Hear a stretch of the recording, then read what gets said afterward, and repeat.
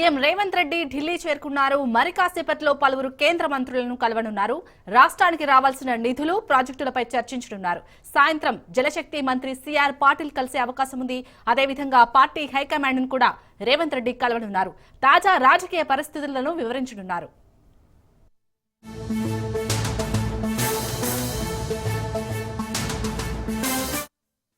తెలంగాణ ప్రభుత్వం ప్రతిష్టాత్మకంగా చేపట్టిన కులగణన సర్వే ఆధారంగా ఎస్సీ వర్గీకరణ చేయడంతో పాటు బీసీలకు 42% రిజర్వేషన్లు కీలకంగా మారాయి.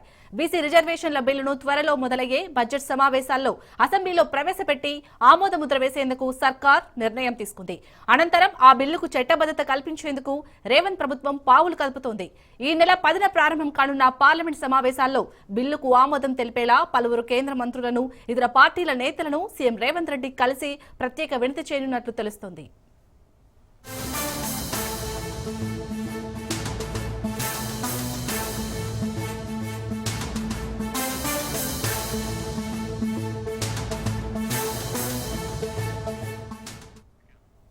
రైట్, ఇక సీఎం రేవంత్ రెడ్డి ఢిల్లీకి చేరుకున్నట్టుగా తెలుస్తుంది. దానిపై పూర్తి డీటెయిల్స్ మా ప్రతినిధి రాజు అందిస్తారు. రాజు, సీఎం రేవంత్ రెడ్డి ఢిల్లీ టూర్ కి సంబంధించి అప్డేట్స్ ఏంటి? ఏ విధంగా ఉండబోతుంది ఈ రోజు? యశాలిని, కొద్దిసేపటి క్రితమే తెలంగాణ సీఎం రేవంత్ రెడ్డి ఢిల్లీకి చేరుకున్నారు. ఆయన వెంబడి మంత్రి ఉత్తమ్ కుమార్ రెడ్డి కూడా ఈ యొక్క పర్యటనలో ఉండడం జరిగింది. ప్రధానంగా కొంతమంది కేంద్ర మంత్రులను కలుస్తారని చెప్పి ఇప్పటికే ప్రభుత్వ వర్గాల నుంచి సమాచారం అందుతూ ఉంది. ఇప్పటికే ఏదైతే రాష్ట్రానికి సంబంధించి కృష్ణా నది జలాల్లో తెలంగాణ వాటా, అదేవిధంగా తెలంగాణ ఇతర ప్రాజెక్టుల విషయంలో అనుమతుల కోసం ఈరోజు మధ్యాహ్నం 3:30 కేంద్ర జలశక్తి మంత్రిని కలవబోతా ఉన్నారు.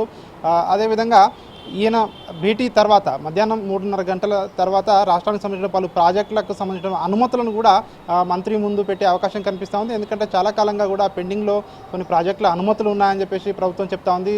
సమ్మక్క సాగర్కు సంబంధించినటువంటి ఎన్ఓసి కావచ్చు, అదేవిధంగా సీతారామ ప్రాజెక్టు అనుమతులు కావచ్చు, కృష్ణా నదీ జలాల్లో తెలంగాణ వాటా ఇంకా కూడా తేల్చకపోవడం, దానికి ఏపీ ఎక్కువగా నీళ్లు వాడుకుంటుందని చెప్పేసి ఇప్పటికే తెలంగాణ ప్రభుత్వం చెప్తున్న పరిస్థితుల్లో కేంద్ర జలశక్తి మంత్రిని కూడా కలవబోతా ఉన్నారు.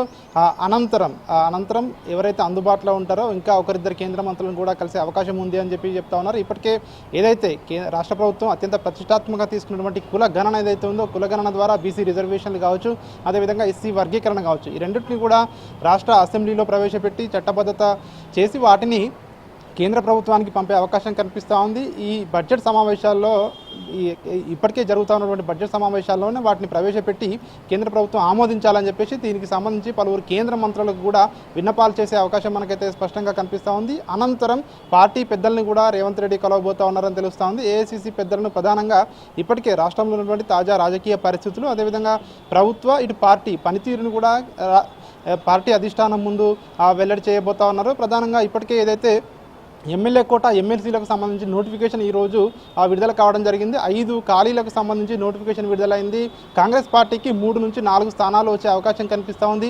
ఈ యొక్క ఎమ్మెల్సీలకు ఎవరి పేరును నామినేట్ చేయాలనే విషయంపై కూడా అధిష్టానంతో చర్చ జరిగే అవకాశం కనిపిస్తూ ఉంది. ఇప్పటికే గత అసెంబ్లీ ఎన్నికల్లో పోటీ చేసే సమయంలో చాలామందికి కూడా హామీ ఇవ్వడం జరిగింది. కొంతమందికి అసెంబ్లీ సీటు ఇవ్వలేదు, వారికి కొంతమందికి హామీ ఇచ్చారు, తర్వాత ఎమ్మెల్సీ ఇస్తామని చెప్పి హామీ ఇచ్చారు. కాబట్టి సో ఎవరెవరికి ఇవ్వాలనే సమీకరణాలు, కుల సమీకరణాలు, సీనియారిటీ, పార్టీ పట్ల విధేయత, ఇవన్నీ కూడా బేరీజు వేసుకొని ఎవరికి ఇవ్వాలని చెప్పి కూడా అధిష్టానం వద్ద ప్రస్తావించే అవకాశం కనిపిస్తూ ఉంది. దీనిపై కూడా ఒక క్లారిటీ వచ్చే అవకాశం కనిపిస్తూ ఉంది. దీనికి తోడు ఇప్పటికే చాలా వరకు కూడా నామినేటెడ్ పదవులు ఇంకా కూడా పెండింగ్లో ఉన్నాయి. ఇటు పీసీసీ కార్యవర్గం కూడా పూర్తి స్థాయిలో ఇంకా కూర్పు కాలేదు. దీంతో పాటు ఏవైతే కార్పొరేషన్ చైర్మన్లు కూడా ఇంకా కొన్ని పెండింగ్లో ఉన్నాయి. ఇప్పటికే మొన్న జరిగినటువంటి టీపీసీసీ విస్తృత స్థాయి సమావేశంలో కూడా చెప్పడం జరిగింది, మార్చి 10వ తేదీలోపు నామినేటెడ్ పదవులన్నీ కూడా భర్తీ చేస్తామని చెప్పి ప్రభుత్వం ఏదైతే కాంగ్రెస్ పార్టీ చెప్తా ఉంది. కాబట్టి సో దీనికి సంబంధించి అధిష్టానంతో చర్చించే అవకాశం కనిపిస్తూ ఉంది.